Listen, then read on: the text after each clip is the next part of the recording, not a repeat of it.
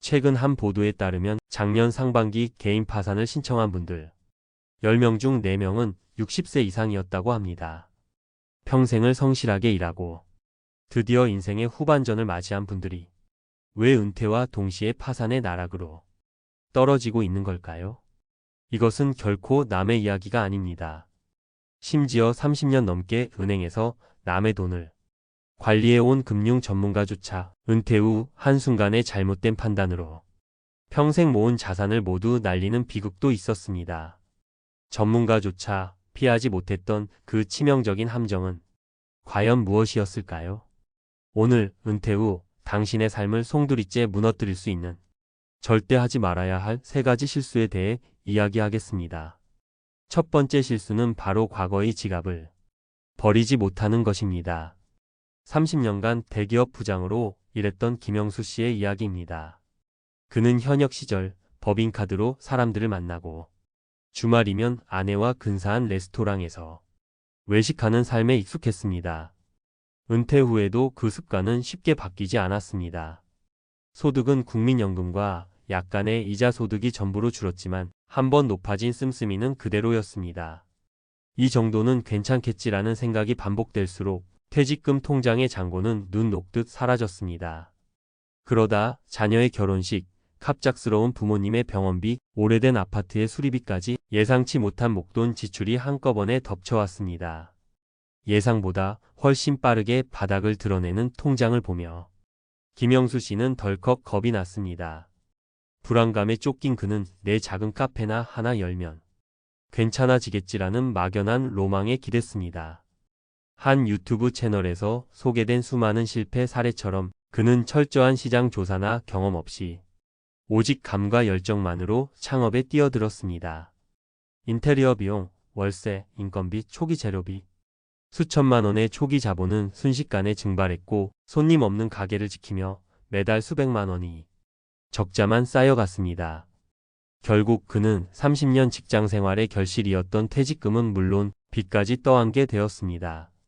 김영수 씨의 가장 큰 실수는 무엇이었을까요? 바로 은퇴를 소득 형태의 변화 정도로 안일하게 생각했다는 점입니다. 한 연구기관의 보고서에 따르면 퇴직자들이 은퇴 후 가장 후회하는 것 1위는 다름 아닌 재정 관리였습니다. 소득이 절벽처럼 끊겼음에도 불구하고 과거의 소비 습관이라는 관성의 법칙에 몸을 맡기는 것. 이것이야말로 노후 파산으로 가는 가장 빠른 지름길입니다.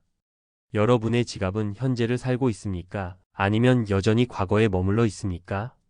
두 번째 실수는 마지막 목돈으로 인생의 도박을 하는 것입니다.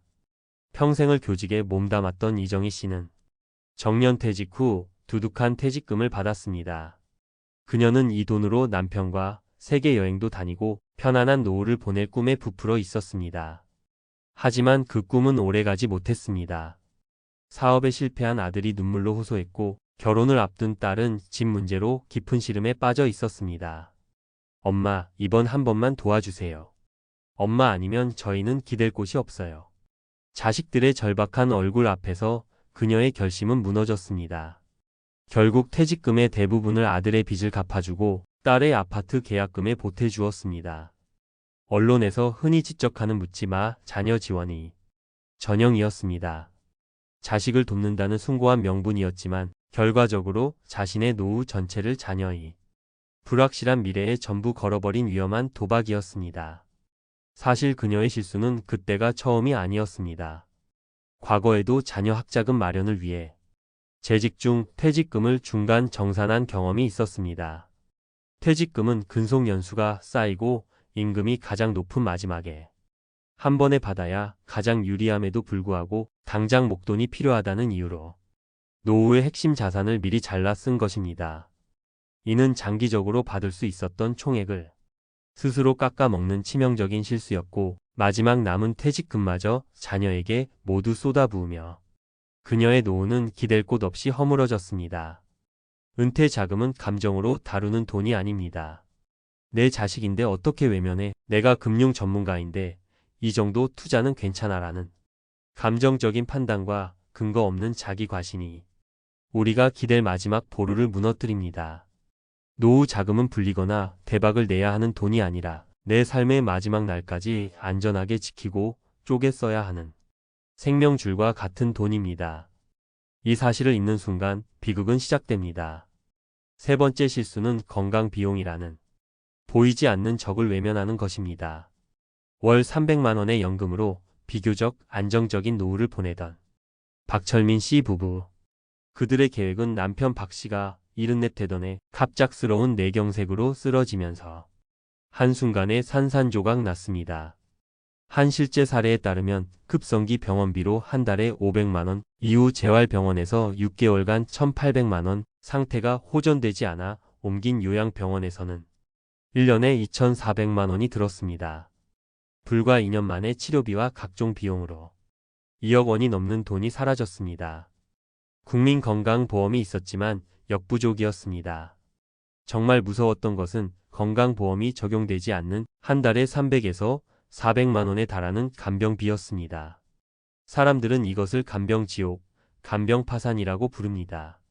결국 꼬박꼬박 나오던 연금만으로는 감당이 안 돼 아내가 평생 아껴 모은 예금을 깨기 시작했습니다. 젊은 시절 술과 기름진 음식을 즐겼던 남편의 사소한 습관들이 수십 년 뒤 온 가족의 노후를 파괴하는 거대한 청구서로 돌아온 것입니다. 대부분의 사람들은 건강을 자산이 아닌 그저 당연한 것으로 여깁니다. 하지만 은퇴 후의 건강은 곧 돈 그 자체입니다. 젊을 때 무심코 방치했던 나쁜 습관들은 은퇴 후 막대한 재정적 폭탄으로 돌변합니다. 노후 파산의 가장 무서운 폭병은 어쩌면 주식 투자 실패나 자녀 문제가 아닐지도 모릅니다. 아무 예고 없이 찾아와 모든 것을 앗아가는 건강 문제일 수 있습니다. 자, 지금까지 우리는 은퇴 후 파산에 이르는 세 가지 안타까운 길을 살펴보았습니다. 마음이 무거우실 겁니다. 하지만 지금부터가 진짜 중요합니다.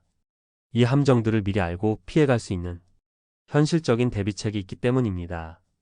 첫 번째 대비책은 지금 당장 은퇴 재정 훈련을 시작하는 것입니다.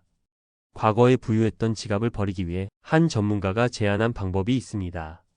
바로 퇴직을 최소 1년 앞둔 시점부터 소득의 절반으로 살아보기 훈련을 시작하는 것입니다.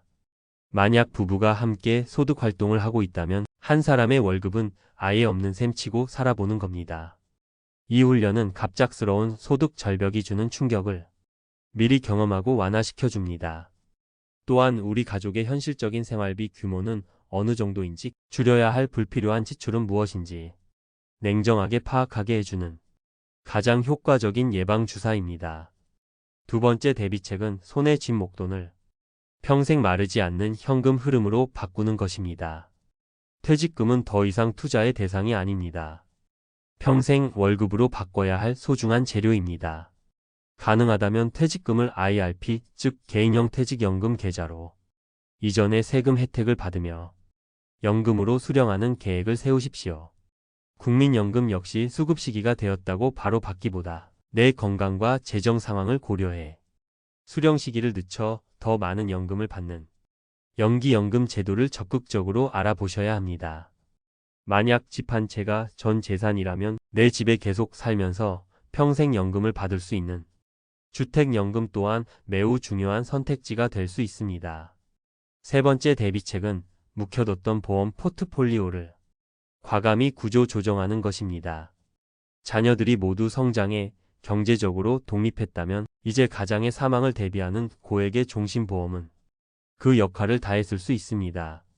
그 대신 내가 아프거나 다쳤을 때 실제 치료비와 간병비를 든든하게 보장해 줄 수 있는 실손보험이나 간병 관련 보험이 제대로 준비되어 있는지 점검하고 보강하는 것이 훨씬 현실적입니다.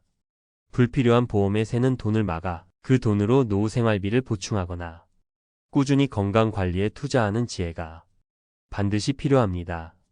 오늘 말씀드린 세 가지 치명적인 실수는 사실 우리 모두가 빠질 수 있는 너무나 인간적인 함정들입니다.